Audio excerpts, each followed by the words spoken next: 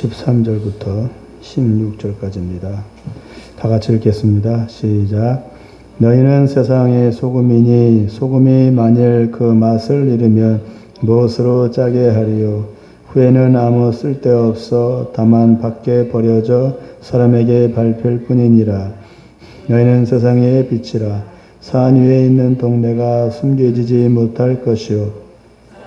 등불을 켜서 발 아래에 두지 아니하고 등경 위에 두나니 이러므로 집안 모든 사람에게 빛이 느니라.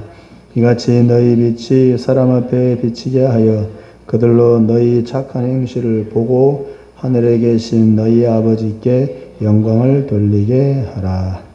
아멘. 잠깐 기도하겠습니다. 사랑과 은혜의 하나님 아버지, 죄와 사망 권세로 죽을 우리들에게 생명의 빛 되신 우리 주 예수 그리스도를 보내주셔서 죄를 용서해 주고 새 생명을 주셔서 감사합니다. 그러므로 예수를 믿는 우리는 이 땅에 소망을 두지 않고 하나님에 계신 영원한 천국에 대한 소망을 품고 살아갑니다.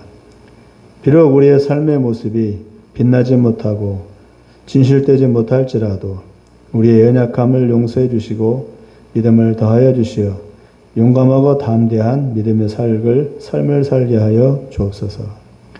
이 시간 이 땅에 살아가는 그리스도인들에 대해서 예수님이 말씀하시는 빛과 소금의 의미에 대해서 살펴보고자 합니다.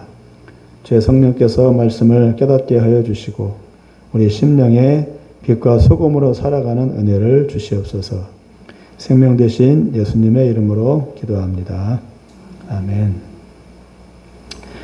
러시아와 중국에서 도날렸던 공산주의 사회에서는 그들이 외치는 구호가 인민을 주인으로 삼고 가난한 자 없이 공평하게 똑같이 잘 먹고 잘 살자입니다. 공산주의 모토가.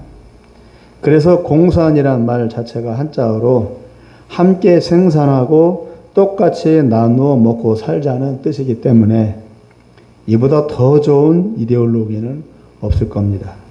공산주의란 말이 참 좋은 말이에요, 사실. 말 자체는.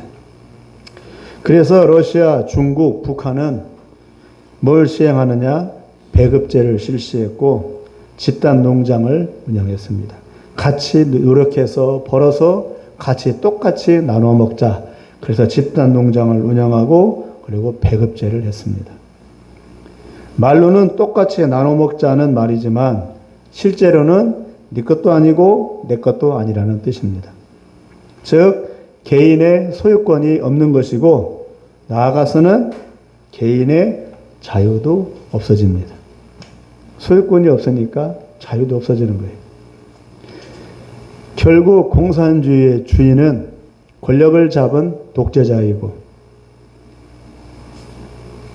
오히려 인민들은 노예가 되는 것입니다. 이름은 공산주의이지만 사실은 완전 독재주의입니다. 사람 살 곳이 못 됩니다. 그래서 개개인의 존재 가치는 전혀 없고 독재자와 정부를 위해서 인민들 개개인은 언제든지 얼마든지 이용당할 수 있습니다. 실제로 러시아 공산주의에서 죽임을 당한 스탈린 시대에 죽임을 당한 사람들이 약 3천에서 4천만 명에 이른답니다. 중국도 모태똥 때에 2천만 명이 넘는 사람들이 죄 없이 죽임을 당했습니다. 개인의 존엄성과 자유는 아예 없습니다. 이런 이데올로기는 있어서는 안 되는 사단의 속임수입니다. 반대로 민주 자본주의 사회의 슬로건은 개인의 자유와 권리를 최우선으로 한다는 겁니다. 그리고 국가 정부의 권한을 최대한 줄이고 개인의 노력에 따라 모든 것이 보장된다는 그런 체제입니다. 그래서 민주 자본주의를 따르는 나라들은 잘 살게 되었고 세계 선진국들이 되기는 했습니다. 왜냐하면 노력만 하면 역량만 되면 얼마든지 잘 살 수 있도록 허용이 되지만 그러나 시간이 지날수록 민주 자본주의 체제의 오류가 드러나고 있습니다. 결국 민주자본주의 사회의 주인은 개인이 아니고 돈입니다. 돈을 전제로 한 자유입니다.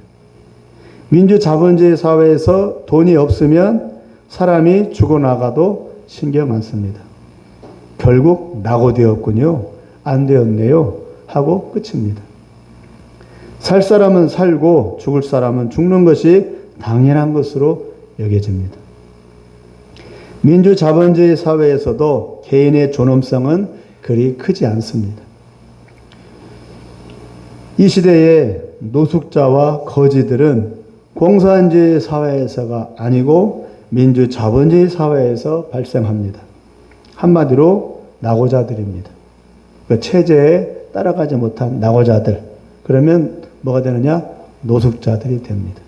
지금 미국에 노숙자들이 바글바글 됩니다. 한 도시 전체가 다 노숙자, 길거리에 노숙자가 깔려 있습니다. 우리나라는 저 서울역 앞에가 있죠. 근데 미국은 안 그래요. 더 그래요. 이들을 위해서 국가의 복지 정책이 펼쳐지기는 하지만 역부족입니다. 너무 수가 많으니까. 오히려 민주자본주의 사회에서 낙오된 개인들의 심정은 참담합니다. 그래서 스스로 목숨을 끊는 자살하는 이들이 많습니다. 세계 자살률 1위가 어디게요? 어머니, 세계에서 자살 가장 많이 하는 나라 어느 나라인 줄 아세요? 모르죠. 제가 어릴 때만 해도, 청년 때만 해도 일본이었어요. 일본이 자살률이 1위였어요. 지금은 자살률 1위가 우리나라예요. 우리나라가 자살률 1위. 우리나라 중에서도 자살률 1위가 어디예요? 세종입니다. 네, 자살률 1위. 청소년 자살률 1위 세종. 잘 먹고 잘 살면 자살합니다. 뭔 좋아하는지 모르겠어요. 왜 그러는지. 이런 두 사회 체제에서 각 개인은 무슨 역할을 할 수 있을까요? 무슨 의미가 있을까요? 한 사람 한 사람의 그 존재 의미가. 아무 의미도 없어요. 공산주의건 자본주의건. 이름뿐이에요, 사실. 공산주의, 자본주의 모두 인간 개인의 존재 가치는 별로 없습니다. 쳐주지 않아요. 사회체제 유지와 정권 유지 및 독재정치 유지를 위해서 가장 우선시할 뿐입니다. 과연 인간 개인을 존중하고 어떤 가치보다 인간의 존엄성을 우선시하는 사회가 있을까요? 이 세상에. 심지어 교회에서조차 교회 조직과 교회 공동체라는 이름하에 성도 개개인의 존재의 의미와 가치가 무시당하는 경우가 대부분입니다. 시스템화되어 있기 때문에. 대를 위해서 소는 희생되어야 하니까. 이게 자본민주주의의 특색이거든요. 대를 위해서 소를 희생한다. 다수결 원칙이죠. 교회에서도 마찬가지예요. 공동체 전체를 위해서 개인은 희생될 수 있다. 똑같은 논리가 교회에서도 적용이 됩니다. 근데 그건 성경적이지 않아요. 성경에 그런 얘기 없어요. 대를 위해서 개인이 죽는다? 그런 얘기 성경에 없어요. 예수님은 인간을 구원하여 하나님의 백성과 자녀로 삼기 위해서 오셨지 교회를 세우고 교회 조직을 이룩하려고 오신 게 아닙니다. 선교의 목적이 교회 개척이라고 많은 이들이 말은 하지만 선교의 목적은 둘째 치고라도 선교의 시작 동기는 한 영혼을 구원하고 한 영혼을 위로해 주기 위해서입니다. 하나님의 아들 예수님도 자신이 십자가 고난을 당할 때에도 그 열심히 있던 제자들, 수많은 무리들이 모두 다 도망가거나 예수님을 배신하고 또 예수님을 십자가에 매달았습니다. 결국 예수님의 사역은 실패한 겁니다. 그런데 실패로 그냥 끝이 났습니까? 부활의 은혜로 다시 회복한 제자들이 한 사람 한 사람 사역자로 거듭나 복음을 전하기 시작하면서 큰 교회 공동체 및 믿는 자들이 생겨나기 시작했던 겁니다. 그런데 예수님이 이 땅에 계실 때에는 그것을 보지는 못했습니다. 이처럼 예수님도 큰 교회 조직과 공동체를 목적하거나 이루지 못했습니다. 그럼 예수님의 목적은 무엇이었습니까? 한 영혼, 한 사람, 한 인간입니다. 예를 들겠습니다. 사마리아 여인이 사마리아 땅에서 살면서 죽을 만큼 힘들어하는 것을 예수님은 알고 일부러 그곳을 찾아가 만나주셨고, 기어이 그 여인이 우울과 낙담과 죄책감과 열등감에서 벗어나게 도와주었습니다. 그 한 영혼을 만나러 찾아가셨습니다. 또 거라사 지방에 군대 귀신 들린 이가 있었는데, 군대같이 많은 귀신들이 자기 몸에 들어오자 그 사람은 견딜 수가 없어서 몸부림을 치고 자해를 하면서 마을에서 난동을 부렸습니다. 자기 몸을 자기도 어쩌지 못한 채 죽고 싶어도 죽지 못하는 상태였을 때 예수님은 그 상황을 알고서 일부러 거라사 지방으로 찾아가 그 사람을 고쳐주셨습니다. 한 사람을 위해서. 우연히 만난 게 아니고 일부러 찾아갔습니다. 왜요? 예수님은 자기를 따르는 수많은 무리들보다 고통과 슬픔에 몸부림치는 한 영혼의 마음을 두고 있었기 때문입니다. 또 수많은 무리들이 밀치고 있을 때 예수님은 간절한 마음으로 자기 옷깃을 잡아 당기는 한 여자에게 마음과 눈이 기울어졌습니다.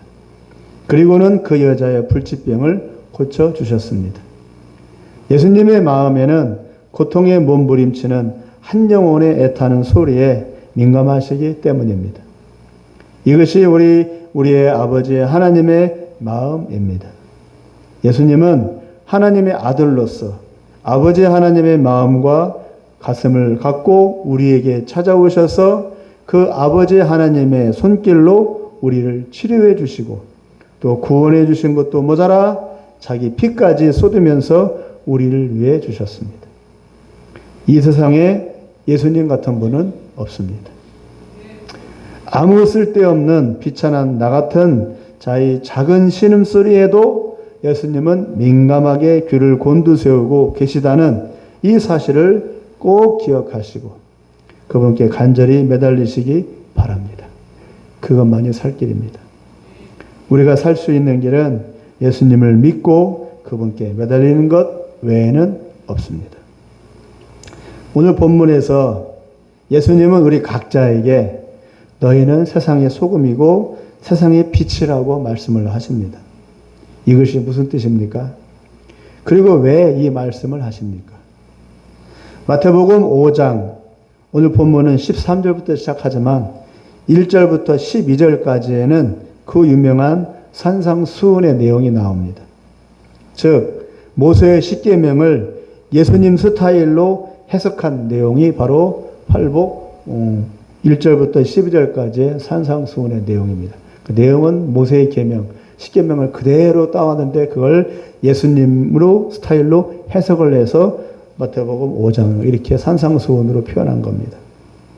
요약하자면 심령이 가난한 자는 천국이 그들의 것이고 애통하는 자는 위로를 받을 것이고 온유한 자는 땅을 기업으로 받게 되고 의에 줄이고 목마른 자는 궁일이 여김을 받을 테고 마음이 청결한 자는 하나님을 보게 될 것이고 화평하게 하는 자는 하나님의 아들이라고 불려질 것이며 의를 위하여 박해를 받으면 천국이 주어질 것이라고 하시면서 예수님 때문에 핍박을 받고 욕먹고 멸시당해도 주눅들지 말아라. 왜냐하면 그 대가로 하나님께 상을 받을 것이기 때문이라고 하셨습니다. 결국 하나님의 말씀을 믿고 행하고 그 아들 예수님의 뒤를 따르는 삶을 살라는 뜻입니다.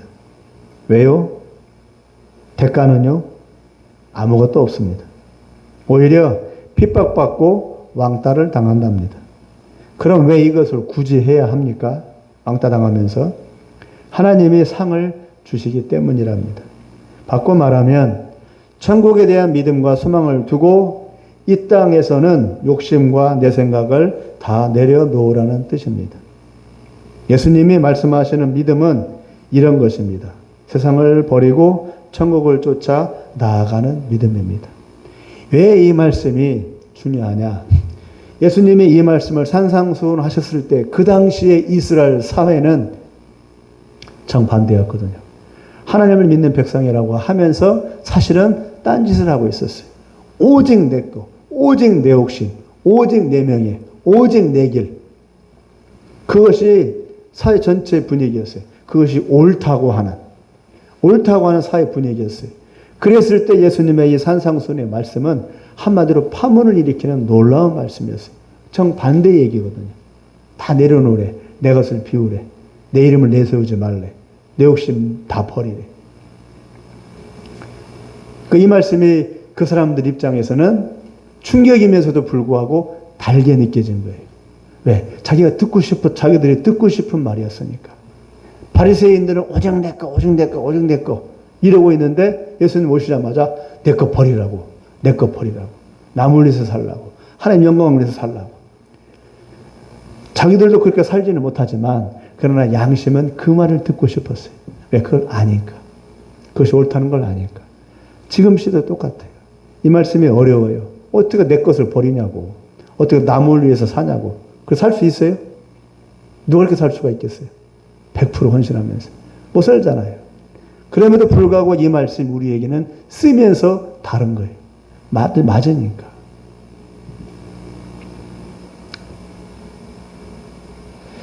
그러면서 13절로 이어져 16절까지 세상에 대해서 소금이 되고 빛이 되라고 예수님은 이어서 말씀을 하십니다. 그 문맥을 이어보십시오. 즉 1절부터 12절까지의 산상수훈, 즉 팔복의 요약으로 한마디로 말해서 뭔 내용이냐? 13절 이하. 세상에서 소금 되고 빛 되라 그겁니다. 그러면 소금이 뭐고 빛이 뭡니까? 어떻게 사는 것이 소금이 사는 것이고 어떻게 사는 것이 빛으로 사는 겁니까? 이것이 바로 팔복 이 산상수훈의 내용 계명을 이루어가는 것이거든요. 먼저 소금은 맛을 내기 위해 필요한 음식 재료입니다. 간장, 된장을 담글 때 소금이 들어가 짜게 해주고 썩는 것을 막아줍니다. 음식에 들어가 여러 가지 맛을 조화시켜 주면서 자신은 녹아집니다. 자신의 형체는 사라지면서 다른 재료들이 맛을 내고 각각의 맛들이 서로 균형과 조화를 이루어 음식을 맛있게 만들어줍니다.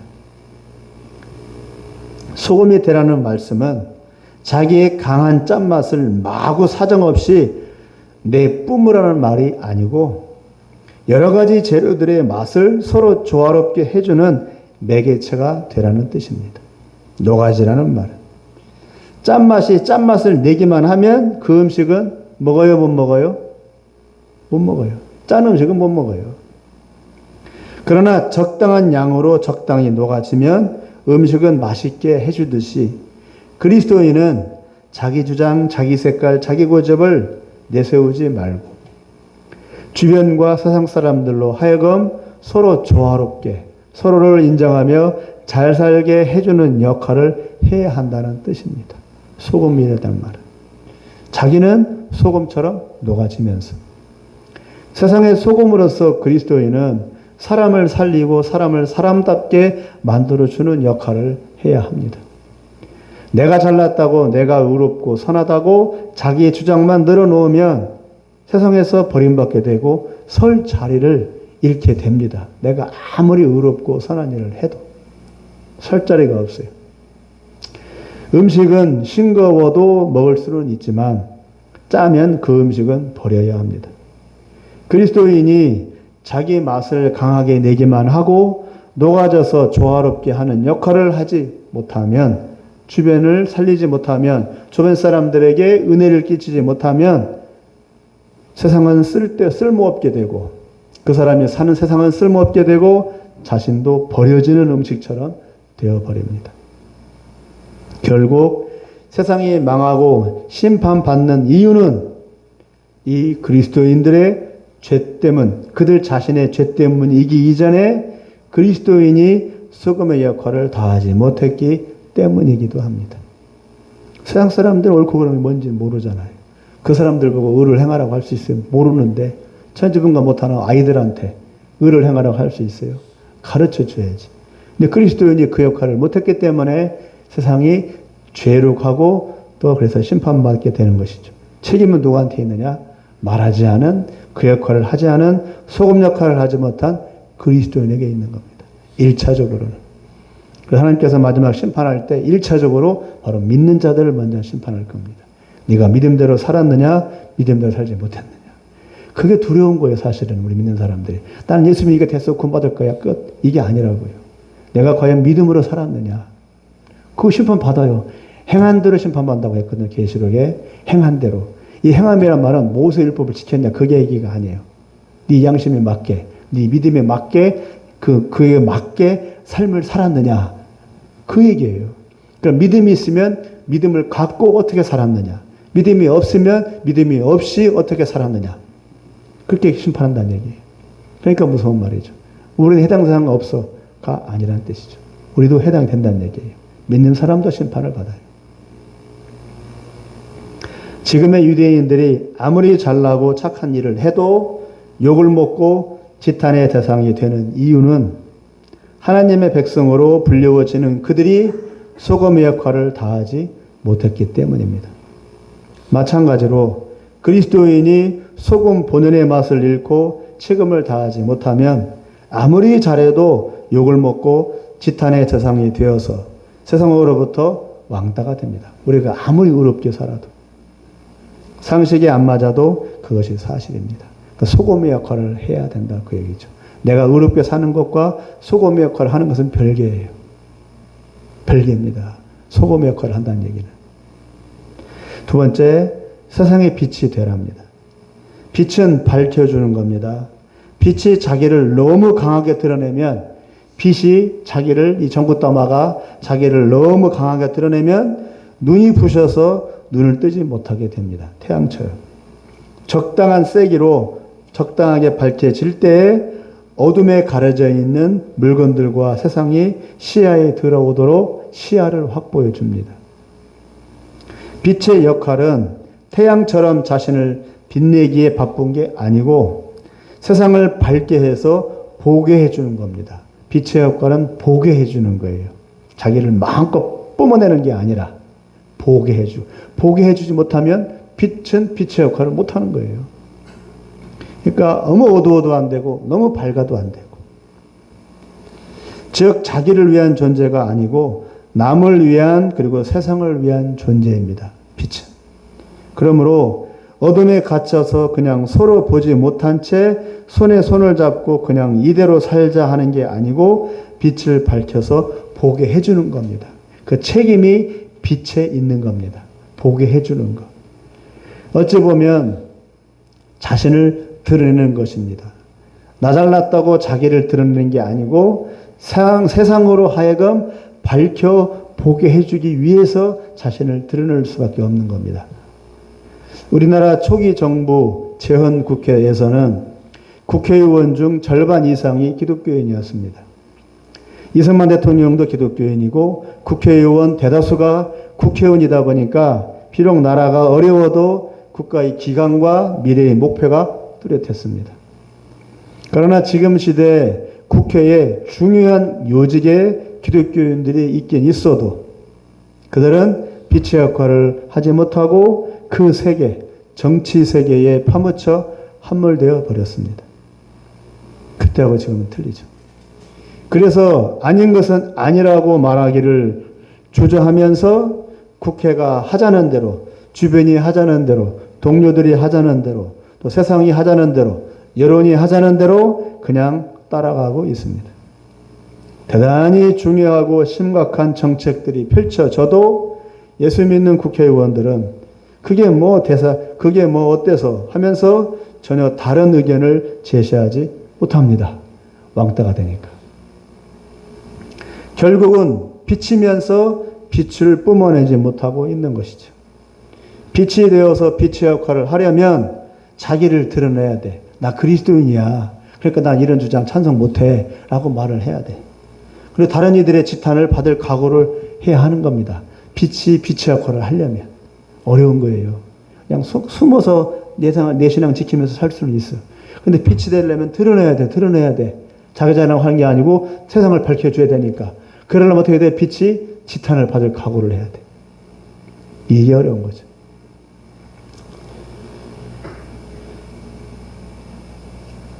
세상이 하자는 대로 그대로 따라가면 빛이 어둠에 파묻혀 버리는 것이 됩니다. 세상이 좋아서 세상에 질질 끌려감으로 자신의 본분과 목적을 다 잊어버린 채 비참히 다른 이들이 이렇게 비참하게 사는 사람들이 부지기수입니다. 예를 들어서 저번에 말씀드렸죠. 제 현장에 일하는 일터 현장에 믿는 사람들이 꽤 있어요. 장로님도 있고 또 목사님들도 있고 전사님도 있고 또 부인이 목사님분들도 있고. 그런데 이 고신교단 두 목사님이 계셔요. 저랑 친해요. 근데 그 목사님은 저한테 신신당부를 하더라고요. 내가 목사인 거 말하지 마. 내가 목사인 거 말하지 마. 저는 거꾸로 해요. 저는 목사입니다라고 말부터 시작하거든요. 그분들은 목사인 거 말하지 말래. 왜 그런지는 모르겠어요. 내가 목사라고 하고 당당하게 살면 되지. 난 그렇게 생각하거든요. 그리고 전도하면 되지. 그렇게 내가 목사인 걸 얘기하고 하잖아요. 그러면 나랑 친해져요, 사람들이. 목사인 걸 얘기 안 하고 전도를 하고 뭘 하면은 그냥 거부부터 해요. 그래서 내가 목사인 줄 얘기하고 말을 하면은 어차피 목사니까 당연히 전도하는 줄 알잖아요. 그러니까 얘기를 꺼내요. 자기 속마음도 얘기해. 오래 전도가 열려요. 근데 목사님 걸 숨기고 말을 하면 다 숨겨. 말도 안 해요. 그러니까 나쁘게 말하는 건 아닌데 이런 타입이 있다고요. 자기를 숨기는 거. 숨길 필요는 없는 것 같아요. 튀기 싫다기보다는 눈의 가시로 찍히는 게 부담스러워일 수도 있겠죠. 부담스럽다. 실수할까 봐. 빛의 효과를 감당하려면 자신을 내던져야 합니다. 그러니까 사람들의 눈요깃감 될 각오를 해야 하는 겁니다. 그리고 자신을 주장하지 말아야 합니다. 너무 빛을 내뿜으면 어떻게 된다고요? 눈이 부셔서 눈을 못 뜨게 해요. 세상은 자아를 키우고 자아를 통해 자신의 꿈과 비전, 인생에서의 꿈을 이루라고 하는데 성경은 자기의 자아를 버리고 세상을 위한 빛이 되라고 거꾸로 말합니다. 이 당시에 예수님의 이 말씀이 그렇기 때문에 센세이션을 일으키는 겁니다. 빛이 되라, 소금이 되라. 아닌데 우리 이제껏 내 몫을 위해서 살았는데 내 가족 챙기고 내 것 챙기고 내 이름 챙기고 그래서 살았는데 예수님은 거꾸로 말을 해. 쓰면서 단 거죠. 그 말씀이. 지금 시대도 똑같습니다. 지금 시대는 이 말씀이 걸리는 게 없어. 왜요? 듣고 세워버리니까. 가슴에 안 두니까 당신은 그런 말 원래 하는 분이지. 교회는 원래 그런 말 하는 곳이지. 듣고 세버려. 가슴에 두지도 않아. 그러니까 걸리는 게 없어.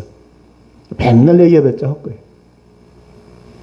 그러나 이 당시에는 예수님 말씀을 그렇게 듣지 않았어요. 왜? 기적도 행하고 선자로 왔으니까 심각하게 들을 수밖에 없죠. 지금은 교회의 얘기를 심각하게 듣는 불신자는 하나도 없습니다. 세상 여러 모임 중에 하나로, 세상 여러 기관 중에 하나로 그냥 그렇게 치부하니까 교회를. 가치가 많이 떨어진 거죠. 왜냐하면 예수님이 온 세상이 보는 눈앞에서 십자가에 매달려 제물이 되어 피 흘려 죽으셨기 때문에 예수님은 자기를 드러냈잖아요. 온 천하 만민이 볼 수 있도록 공개 처형당했잖아요. 은밀히 사형이 집행된 게 아니고 만천하에 공개되고 백성들이 다 보는 앞에서 공개 처형되었습니다. 십자가에. 그 빛이 된 거죠. 그리하신 이유는 내가 너희 대신해서 죽을 테니 나를 기억하라고 하시는 뜻입니다. 빛은 드러나야 합니다. 빛이 감춰버리면 어둠을 밝힐 수 없습니다. 감추고 숨는 게 아니라 정체를 드러내야 빛이라고 말할 수 있습니다.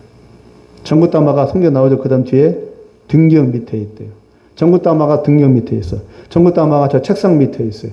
그럼 불이 밝혀져요? 아니잖아요. 전구따마는 책상 위로 올라 이렇게 매달려야 불이 밝혀지는 거 아니에요. 드러나야지. 숨는다고 장땡이 아니라고. 드러나야지. 근데 왜 안 드러나고 해? 부끄러운 게 있고 자신이 없으니까.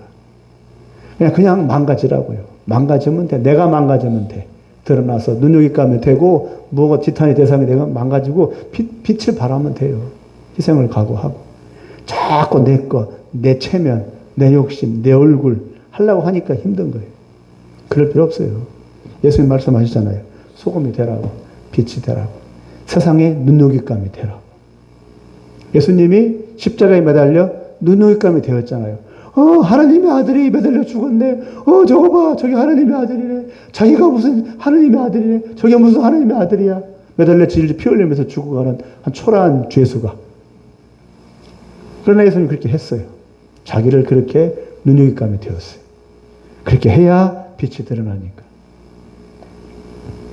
예수 믿는 이들은 자신을 감출 이유가 없습니다.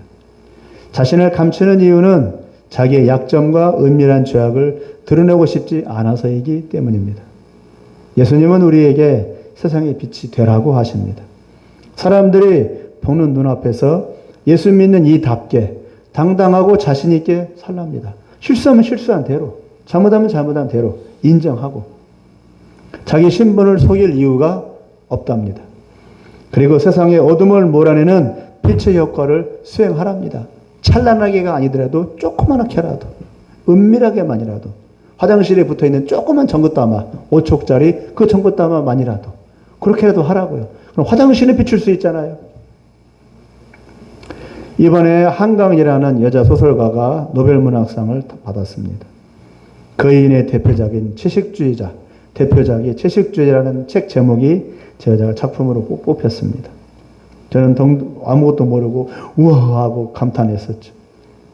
어찌 보면 한국의 위상을 높이고 노벨 문학상이라는 큰 상을 탈 만큼 한국이 세계에 이름을 드러내는 것으로 보였습니다. 세상의 빛같이 보인 거죠. 그러나 채식주의자라는 책을 보면 소설 기법과 문학성은 타고날지 몰라도 내용은 파격적인 성도착과 비윤리적인 불륜 내용이 주된 줄거리입니다. 어찌하여 이런 소설과 소설가가 이런 희귀한 상을 받게 되었는지 도무지 이해가 안 됩니다. 그래서 많은 이들이 이 책을 서점마다 좀 찾고 있습니다. 채식주의자 책이 뭐야? 채식주의자 책이 뭐야? 너도 나도 그 책을 읽고 있습니다. 읽으면 안 돼요. 경기도에서 경기도 교육청에서 그 책은 금서로 되어 있어요. 청소년 이하 아이들은 보지 말라고. 너무 적나라한 그런 묘사들이 돼 있어가지고 애들은 보지 말라고. 그런 책이 노벨문학상을 받았어요. 결국은 어둠을 더욱 어둡게 만드는 그런 거짓빛이었습니다. 세상의 빛이 아니라. 저도 동달아갖고 좋아했었죠. 노벨문학상. 저도 문학을 좋아하니까. 그런데 그게 아니었습니다. 예수 믿는 자들이 제 역할을 못하고 권세 있는 믿음을 잃어갈 때 세상에서는 이상하고 기괴한 이들이 그 빛을 사정없이 뿜어냅니다. 우리가 빛을 발하지 않으니. 예를 들어서 노동 현장에서 이제 여러 사람이 얘기를 해요. 이제 쉬는 시간에 노닥거리면 얘기를 해요. 그래서 믿는 사람이 아무 소리 안 하고 똑같은 이제 그렇게 있으면은 별별 얘기가 다 나와. 남자들 할 때는 늘상 음담패 소리 나오겠죠. 그러나 거기에 믿는 사람, 특히 저 같은 목사가 있으면 말을 조심해. 말을 안 해요. 그나마 말을 안 해. 어쩌거나 그 정도 빛을 발할 수는 있잖아요. 네. 그렇게도 하라는 얘기입니다. 우리가. 그러므로 예수님은 우리에게 빛이 되라고 하신 겁니다. 너희가 빛이야. 그러니 폼내고 자랑스럽고 잘난 체하며 살아라가 아니고 빛으로 살기 위해 자기 자신을 부인하고 나를 위해서가 아니고 남을 위해서 세상을 위해서 살라고 요구하십니다. 왜냐하면 우리가 그렇게 손해보면서 사는 것만으로 하나님의 영광은 드러나고 하나님이 살아계시다는 것을 증명해 주기 때문입니다. 결론적으로 소금과 빛은 자기 자신을 희생해야 합니다. 자기 자신을 녹여야 합니다. 내 주장, 내 고집, 내 체면, 내 자존심 세울 생각이면 못해요. 다 내려놔야 합니다. 땡글땡글 자아가 살아서 꿈틀대면 맛도 못 내고 어둠도 밝히지 못한 채 세상과 실컷 다투고 세상과 실컷 싸우고 모래알갱이처럼 세상으로부터 퇴하고 내쳐질 겁니다. 우리 믿는 사람들. 말씀을 맺겠습니다. 16절 말씀을 다 같이 한번 읽어보겠습니다. 16절이요. 시작. 이같이 너희 빛이 사람 앞에 비치게 하여 그들로 너희 착한 행실을 보고 하늘에 계신 너희 아버지께 영광을 돌리게 해. 이것이 우리가 이 땅에 살아가는 존재의 이유입니다. 살아가는 방식이 쉽지 않죠. 그 은혜 많이 받고 믿음 자라서 이렇게 살아야 합니다. 이것이 우리 인생의 목적이 되어야 합니다. 놀라운 사역을 해서 수십만 명 어마어마한 사람들을 구원시킬 거야. 그건 하나님이 하시는 일이 내가 하는 일이 아니라 내가 하는 일은 요겁니다. 내가 나를 부인하고 하나님의 영광, 빛과 소금 역할을 감당하며 살 수 있도록 그런 기도를 많이 해야 합니다. 하나님, 내가 소금 역할을 하게 해주십시오. 빛으로 살게 해주십시오. 나를 창창히 드러내는 그런 빛이 아니라 사람들로 하여금 어둠 속에서 보게 해주는 빛, 시야를 넓혀주는 빛, 나를 드러내는 빛이 아니라. 말씀을 맺겠습니다. 소금은 녹아져서 맛을 내고 음식을 맛있게 만들어준 다음에 사라지지만, 그러나 잘 보면 녹아진 소금은 여전히 그 음식에 남아 있습니다. 녹아져 없어지는 게 아니에요. 보이지 않을 뿐이지. 그 수분을 다 증발시키면 뭐가 남아요? 소금기는 남아요. 그러니까 사라지는 것은 아니란 얘기죠. 형체만 없어지는 것이죠. 다른 재료들은 섞이고 소화되어서 없어지지만 소금은 결코 사라지지 않고 몸 안에서도 소화가 안 되고 그대로 남습니다. 빛 역시 어둠을 밝히는 것으로 끝나지만 빛은 사라지지 않고 그대로 있습니다. 왜냐하면 빛이 있어야 눈으로 볼 수 있기 때문입니다.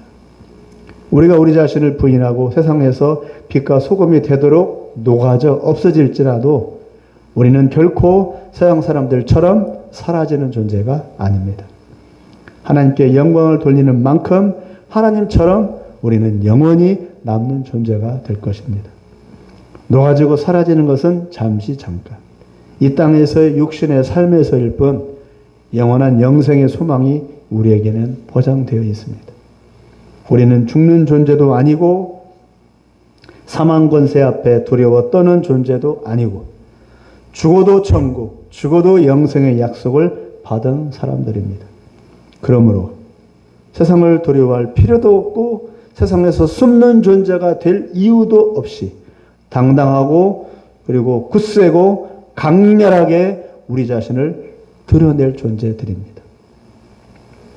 예수님이 만천하에 자신을 드러내어 진리와 생명을 퍼뜨렸듯이 우리 역시도 어디에서든 그리스도인으로 자신을 드러내며 그리스도인답게 자기를 부인하고 세상과 남을 위해 노력하는 우리 모두가 되시기를 바랍니다.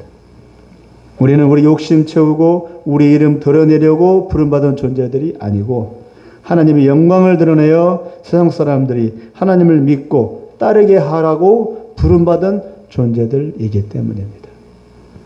우리 안에 성령께서 우리 마음을 불일 듯 일으키셔서 소금과 빛된 삶을 살게 하여 주시기를 간절히 기원합니다. 기도하겠습니다. 하나님 아버지, 오늘 소금과 빛이 되라는 예수님의 말씀은 어찌 보면 참으로 힘들고 어려운 말씀입니다. 내가 어떻게 소금이 돼? 내가 어떻게 빛이 돼? 나를 부인해야 되는데 내 욕심 하나, 내 몸 하나, 내 심령 하나 건사하기도 힘든데 어떻게 남을 구원해? 남에게 어떻게 은혜를 끼쳐라고 말할 수 있습니다. 그러나 우리는 못합니다. 하나님의 은혜로 할 수 있습니다. 우리가 우리 마음을 결단하고 하나님 나를 그렇게 사용해 주십시오. 내가 그러한 믿음의 삶, 소금과 빛의 믿음의 삶을 살 수 있도록 도와달라고 간청하면 하나님이 우리를 도와주셔서 우리로 하여금 빛의 역할, 소금의 역할을 하게 하실 것입니다. 그렇게 우리를 주님 앞에 드리오니 우리를 통해서 세상을 밝히고 세상 사람들로 하여금 하나님을 알아가게 하는 역할을 감당하는 우리가 되게 하여 주옵소서. 노벨 문학상이라고 하는 큰 상을, 허울 좋은 큰 상을 통해서 이제 하나님 아버지 참 말도 안 되는 그런 소설, 말도 안 되는 그런 작품이 이제 온 세상을 휩쓸어 갈 것이고 대한민국을 휩쓸어 갈 것입니다. 하나님 아버지, 우리 믿는 자들이 더 진리의 빛을, 세상의 빛을, 그리스도의 빛을 발할 수가 있도록, 영향을 발휘할 수가 있도록 우리에게 믿음을 더하여 주시고 우리 마음 가운데 불일 듯한 열정을 더하여 주옵소서. 예수님의 이름으로 기도합니다.